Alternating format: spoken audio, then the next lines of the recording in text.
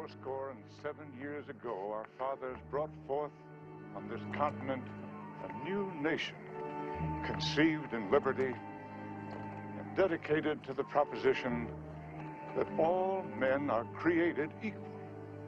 Now we are engaged in a great civil war, testing whether that nation, or any nation so conceived and so dedicated, can long endure.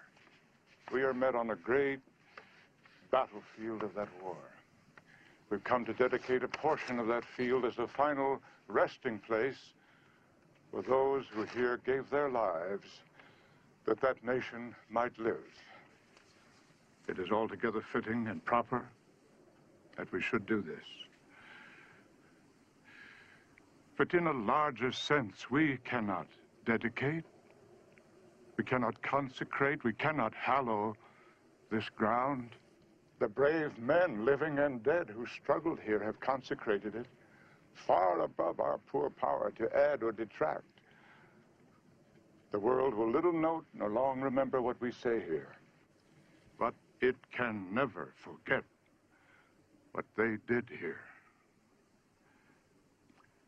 It is for us, the living, rather, to be dedicated here to the unfinished work which they who fought here have thus far so nobly advanced. It is rather for us to be here dedicated to the great task remaining before us, that from these honored dead, we take increased devotion to that cause for which they gave the last full measure of devotion.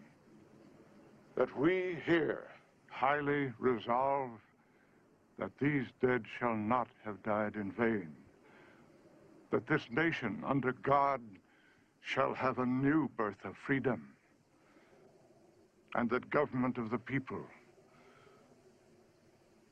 by the people, for the people, shall not perish from the earth.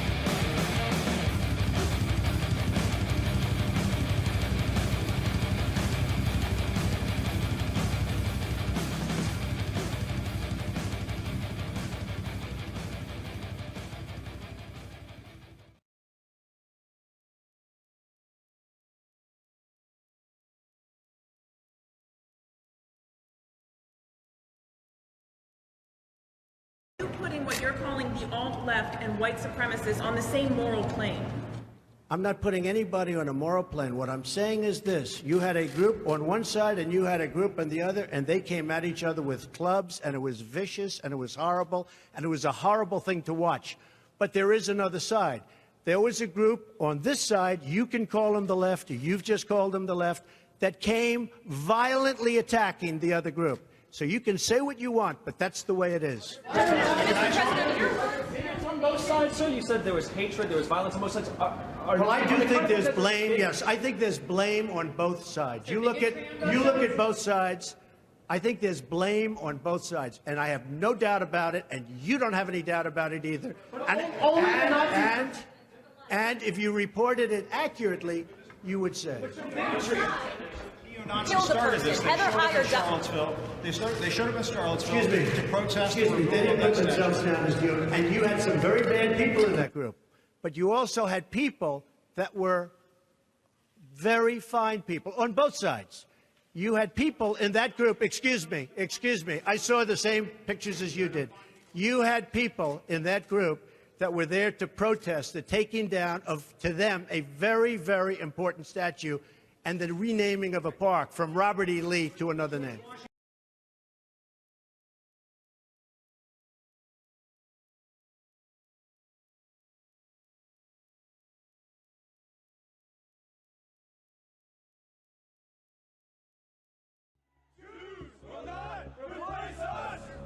Jews will not replace us! Jews will not replace us! Blood and soil! Blood and soil! Blood and soil! Blood and soil! Blood and soil! Blood and soil! Whose streets? Our streets! Whose streets? Our streets! Whose streets? Our streets! Whose streets? Our streets! Whose streets? Our streets! Whose streets? Our streets! Whose streets? Our streets! Whose streets? Our streets!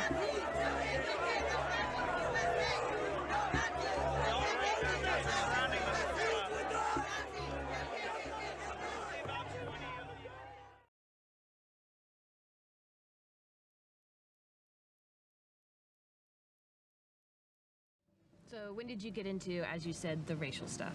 When the Trayvon Martin case happened, you know, Michael Brown and Tamir Rice and all these different things happen, every single case, it's some little black asshole behaving like a savage, and he gets himself in trouble, shockingly enough. Of course we're capable. I'm carrying a pistol. I go to the gym all the time. I'm trying to make myself more capable of violence. So Donald Trump, but like more racist. A lot more racist than Donald Trump. I don't think that you could feel about race the way I do and watch that Kushner bastard walk around with that beautiful girl, okay?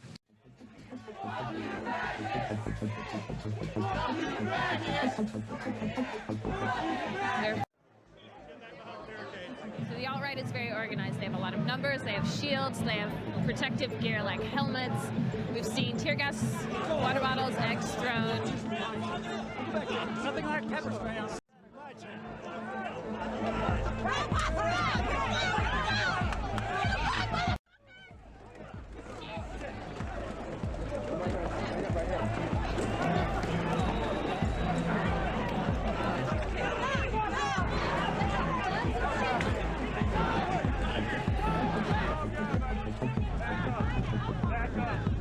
Back up on the step.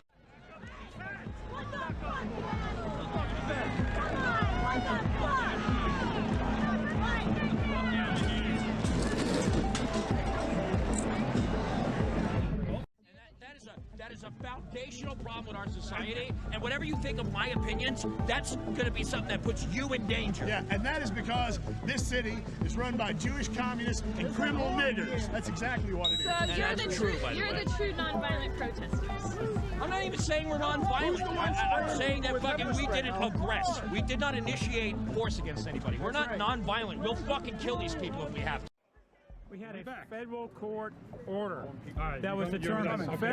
We had a federal court order to have this rally, and also we had a order that we could have obviously speaking equipment like all group. Well, we get in the car. Let's get ready. We had speaking permits. They wouldn't even let us hook up our microphones and our speakers because they don't want our speech because we're telling the truth. We're talking about the ethnic cleansing of America and the destruction of the American way of life and a new Bolshevik-style society with no freedom of speech in this country. That's really where we're going in America, and that's got to change. See y'all later. We will be back.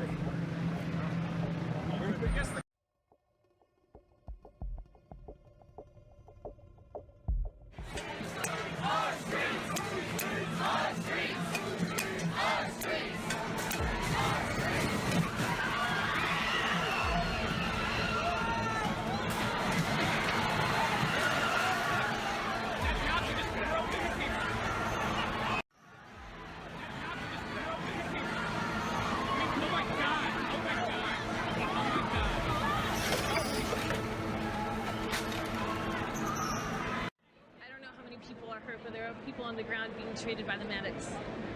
There were people running up the street screaming and crying. There's many people on the side injured too.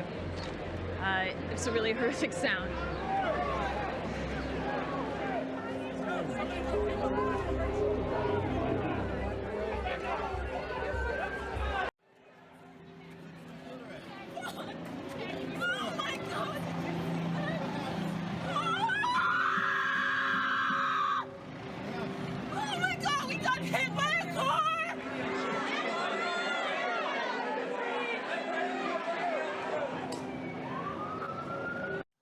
So I came pretty well prepared for this thing today.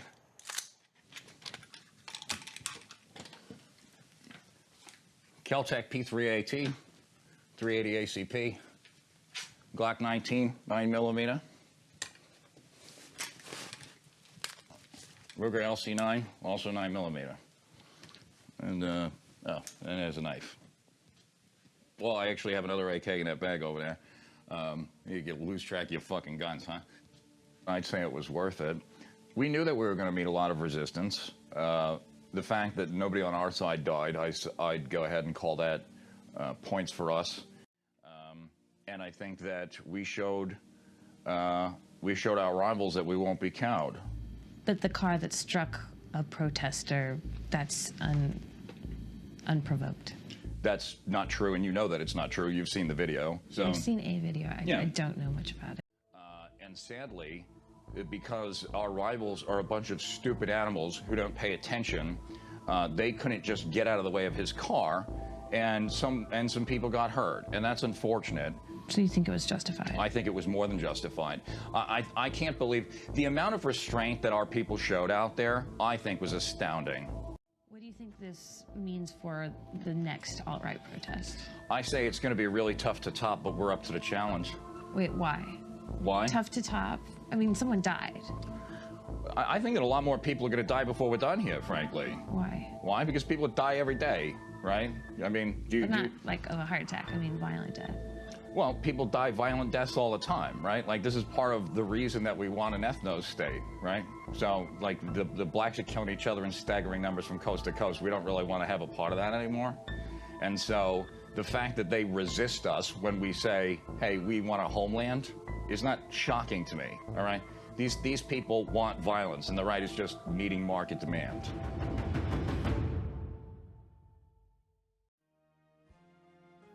The Unite the Right rally, which was scheduled to take place on August 12, 2017, was the most visible display of white nationalist and white supremacist hate in the United States in years, and it was branded as such long before it took place. Charlottesville resident Jason Kessler, a pro-white activist and a member of the Proud Boys, a group of pro-Trump alt-rightists, put together the Unite the Right rally. Political researcher Spencer Sunshine of the firm Political Research Associates said that while the rally was originally intended to attract a broad coalition of right-wing groups, it had become, quote, increasingly Nazified, end quote, with some primarily anti-government patriot groups and explicitly fascist groups like the National Socialist Movement signing up instead. Therefore, the leaders of alt-right conservative groups who had planned to protest the removal of the Lee statue declined to participate. In May 2017, white nationalist Richard Spencer led a rally and a torch-lit parade through Lee Park, where attendees chanted the same slogans: Jews will not replace us, and blood and soil. In response, the chair of the Charlottesville Republican Party released a statement saying, "Whoever these people were, the intolerance and hatred they seek to promote is utterly disgusting and disturbing beyond word." So, by August 2017, when the Unite the Right rally was scheduled to take place, it was fairly clear that the organizers behind the rallies on behalf of keeping the Lee statue in place had a very different ideological agenda. That was clear in a police affidavit detailing who was expected at Unite the Right. According to the Charlottesville police affidavit put out before the rally, Planned attendees included 250 to 500 of the Klan, 200 to 300 of the militia movement, 500 of the 3%, a right-wing anti-government movement, 150 alt-right Knights, the military division of the Proud Boys, and there were others. When Trump so forcefully declared there were very fine people on both sides, he legitimized Nazism, the Ku Klux Klan, white supremacists, the other assorted hate groups, and gained their allegiance and support. There were no very fine Nazis in World War II, and there are no very fine neo-Nazis, Ku Klux Klan, white supremacists, and members of other hate groups in America either. All those hate groups who support Trump, the so-called Christians who still support Trump, and the so-called Americans who still support Trump, are all promoting Trump's profound immorality and anti-Americanism, which represents joining hands together with Trump and pissing on the graves of all the Civil War dead, all the U.S. dead from the European theater of World War II, and all those allies of ours who died fighting the Nazis.